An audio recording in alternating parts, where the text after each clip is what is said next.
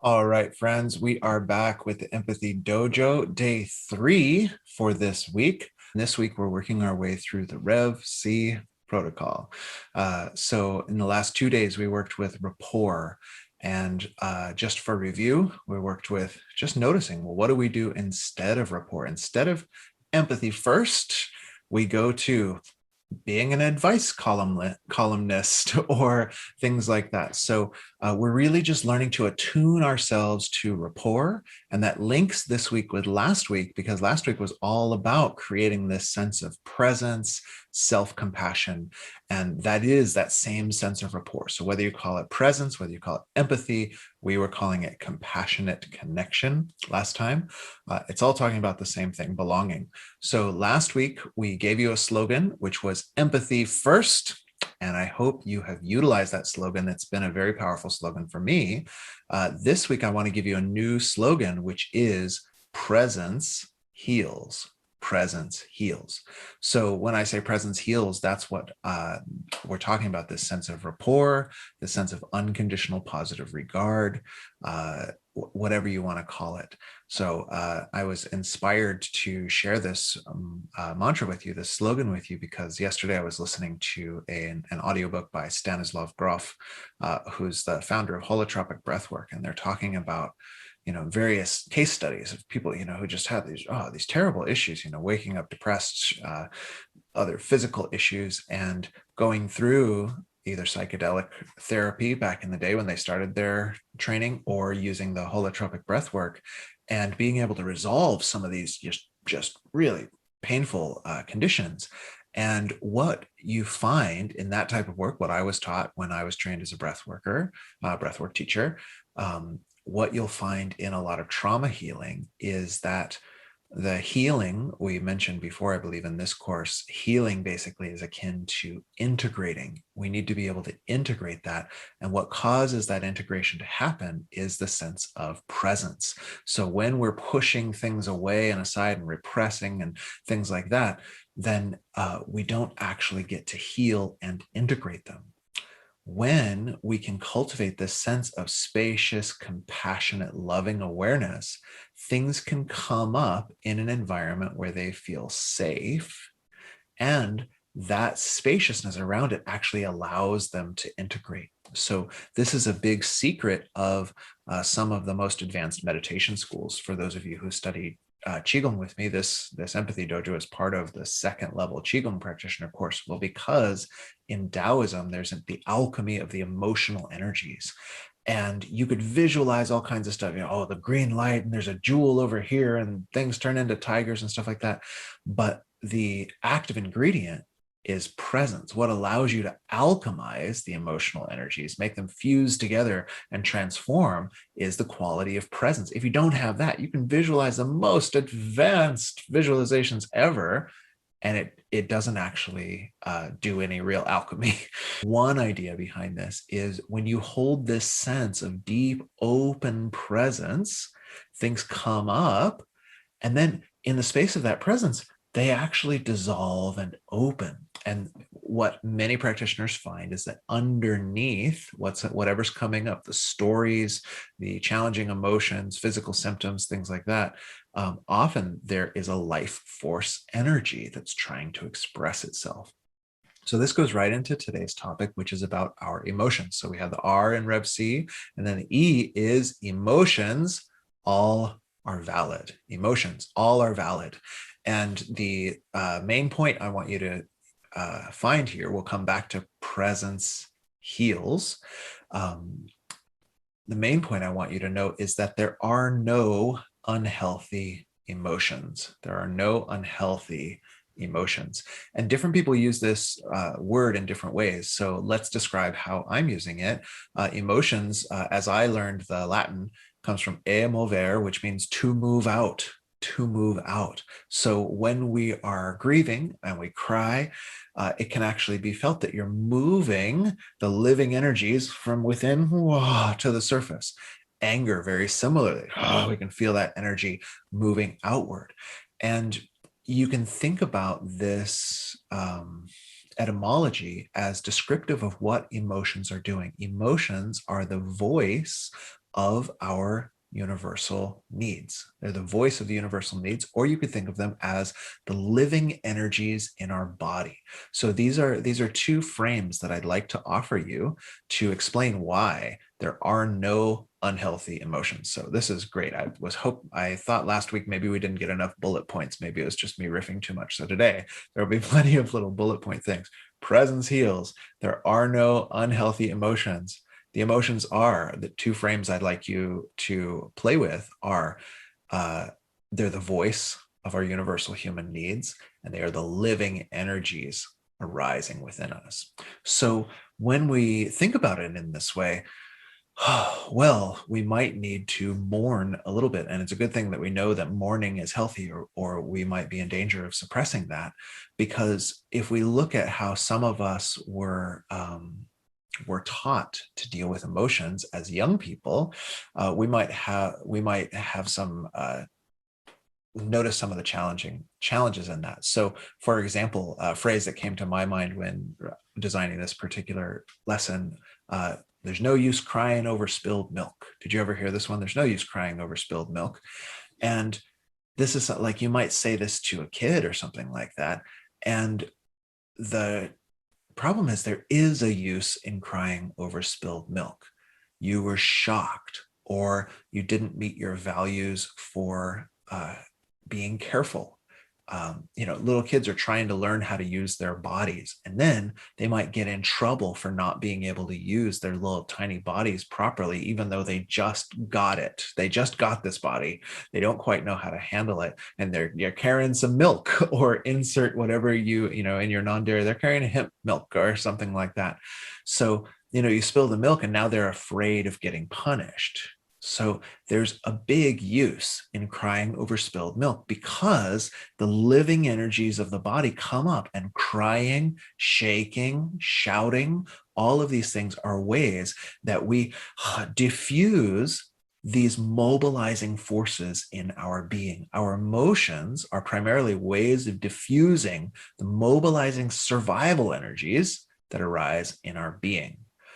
Okay. With that as well, that that's not quite complete, emotions as mobilizing the survival energies, but that's one facet of it, because we could say that the emotions are also the living responses to value, to where we place value, and we'll get into our values next. So that piece, the crying over spilled milk piece, that's kind of these living energies in our body, right? We want to survive, we want to thrive, we want to be well in relationship in our communities. And so emotional energies, the energy of rage, frustration, etc., these are all when you need to make a change, or you're threatened and the fight response comes up. The aggression itself isn't healthy or unhealthy. We'll get back to what may be healthy or unhealthy in just a sec. So fear, right? Fear is an emotion, and you could even be in some otherwise really great spiritual communities, but they talk about fear in a way that makes you think repressing it is a good idea, right? Because fear, it's either love or fear. And if you don't know that fear is a living energy, it's working to help you thrive. If you try to just squelch that, you've got a lot of problems on your hands. Okay, so moving on, then our emotions are also the voice of our universal human needs, or as we're going to talk about it tomorrow, our values. And when we think of something like mourning, for example, another thing that's discouraged in spiritual works oftentimes, but mourning, and I recommend Martin Prechtel's book, The Smell of Rain on Dusk. Mourning is the opposite face of praise. Mourning is how you know that you value something. And if you have lost that thing that you value, there's a swelling that comes up in your heart that's actually the expression of your love.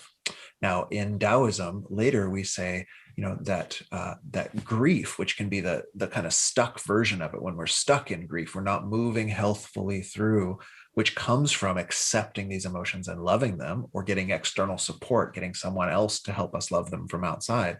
When we're not able to do that, then we can get stuck, and sadness can lodge itself in our body, mind, and spirit. But when we mature and move this through, and in the Taoist tradition, they say that mourning, its truest expression is honor. Mourning is just a flavor of honor, that we really value something. Similarly with the rest of the emotions. So we're not going to be good New Agers, and we're learning this kind of like communication, empathy, and then we're going to tell our friends, hey, don't be aggressive. Because what if that aggression, what if they are fighting for things that they really value? So there aren't any unhealthy emotions. This is what I want to share with you. So we work with 5 basic emotions. Now, there are tons and tons of emotions. We'll get into this all as we go through this course, but it's good to have something you could just memorize. And so I work with sad, mad, glad, scared, and confused. Sad, mad, glad, scared, and confused.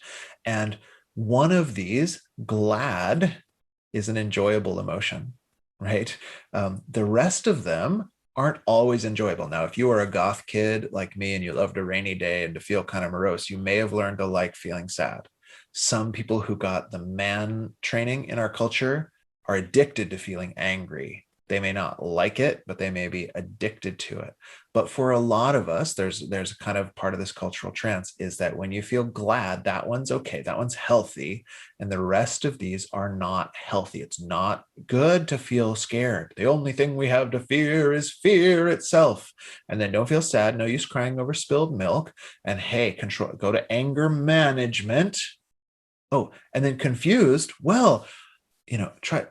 Okay, here's an experiment. If you want to have a sad morning, is go on the Facebook and write something that you're confused about, and then people will come and they'll just give you advice. This goes back to, what do we do other than rapport? We tend to just go right into advice giving. And it's like, what couldn't we have been with the fact that we're confused? So for our interpersonal relationship, if we can get this, that there are no unhealthy emotions, and we're working on our rapport, working on making that space, when someone comes and says, hey, oh gosh, I'm just mad, you have gained the ability to do empathy first, because mad doesn't hit some subconscious trigger that makes your brain go, oh crap, something's wrong. They go mad, and we want to train our brains to start to think, wow, the living energies are really expressing themselves. So instead of, oh, I'm sad, oh, well, crap, let's fix it. No, sad, oh man, there's real value going on. Someone's expressing value. Or I'm scared, oh, well, they really feel the need to protect their deepest values or their human needs. They're trying to survive. And so instead of condescending to someone, oh yeah, you're feeling scared, but don't live in fear, man, we might actually be able to open our heart further, empathy first, and in that place we will begin to witness presence heals. Presence heals. So we're in the basic work, we're in our work on ourselves, on our worldview, but this is immediately going to start to apply to our interpersonal relationships. The last thing to share, while we've got 1 minute-ish left, if my keeping track of time is going right, the last thing to share, there are no unhealthy emotions, but there are unhealthy strategies. So this is not a flat land where just anything goes. We're not allowed to have any boundaries. We're not allowed to make any choices. No, I personally am willing to come down if we define health as that sense of integration, actually functioning as if we were parts of communities where we're all affecting one another.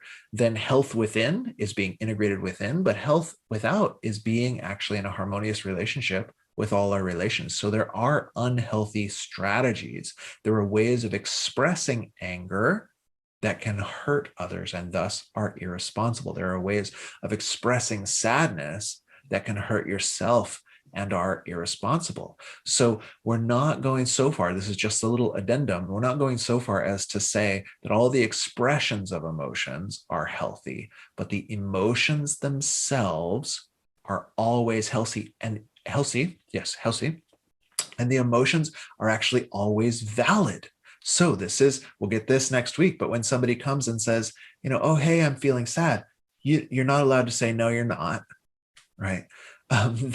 That's a form of condescension or manipulation or gaslighting, and it's the opposite of what we want to develop in our empathetic communication. So for today, what I'd like you to practice. Stoke up your resource. We can do it right now. I'm going to go 1 minute over. Get that hand on heart and whatever the wise friend, the nature resourcing, whatever it is, and just smile to the emotions that are alive in you. Let's do a 1 minute meditation called What Emotions Are Alive in Me? What's alive in me? Am I sad? Am I mad? Am I glad? Am I scared? Or am I confused in any way? And see if you can bring that resource, that sense of that open-hearted compassion or that openness of nature, whatever it is, to whatever emotion, as if you were fully accepting them. You're not necessarily accepting their stories. You're not necessarily accepting their strategies, but the living energy of those emotions are totally welcomed and embraced. Now, this may open a floodgate for you. If it does, that resourcing is the way to go. And you can pendulate, you can spiritually bypass for a minute, just, oh, nature image, wow. Come back, dip your toes in, journal it out. But we want to get this idea. You know, it may open a floodgate because we're saying, hey, emotions, you're welcome here. And they might go, oh, well, good. We've been waiting to hear that. Most likely, as you go through the day, just notice in your own mind, are you accepting and opening to the various emotions that arise? With others, what kind of speech are you hearing when people express their emotions? Which ones are acceptable? Which ones are shut down? We're just going to play empathy first. Presence heals. There are no unhealthy emotions. With that, I'll see you tomorrow.